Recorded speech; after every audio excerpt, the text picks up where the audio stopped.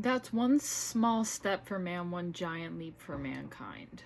Apollo 1 was the first manned mission to lead up to Apollo 11 to actually landing on the moon. The mission was to fly into Earth's orbit and test out rocket equipment to make sure it was able to withstand leaving Earth's atmosphere and being in the orbit.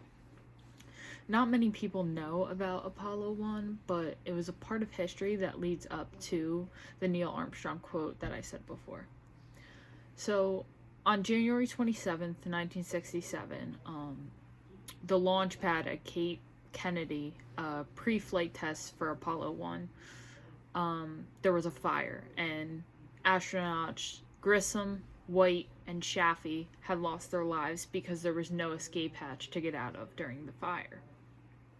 A little bit about the pilots are Grissom was an ex-pilot of Mercury Redstone 4. White was the first American to spacewalk, and Chaffee was the first lunar module pilot for the Apollo mission.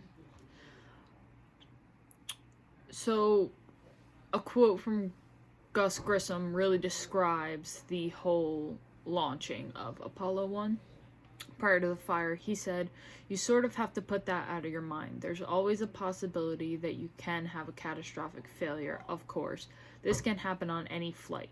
It can happen on the last one as well as the first one. So you just plan as best as you can to take care of all these eventualities, and you get a well-trained crew and you go fly." So many things were tested prior to this flight. Oxygen levels, atmosphere pressure levels, everything was tested, and supposedly everything got the go-ahead, but then we see that through evidence and through the NASA Space Board going through and reviewing everything that had happened, that nothing was up to code, nothing was up to par. The pressure was actually higher than it should have been, and therefore made every material that wasn't considered flammable highly flammable and able to burst into flames. It was failed to identify that this launch was hazardous. The equipment they had for emergencies was faulty, and medical teams weren't in attendance when the test was going ahead. There were many hindrances, sliding doors, steps, and there wasn't even an escape hatch.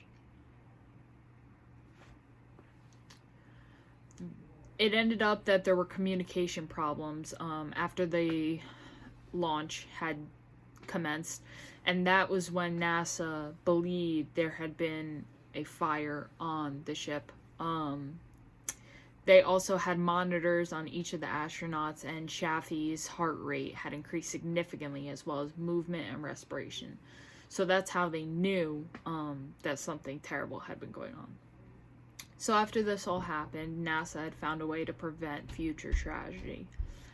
NASA had to pass all flight tests, and the ship had to stay within budget and to be eco-friendly as possible.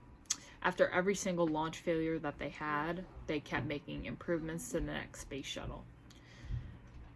Like in 2005, for example, NASA put external tanks on the ship to reduce the risk of foam or ice hitting the orbiter.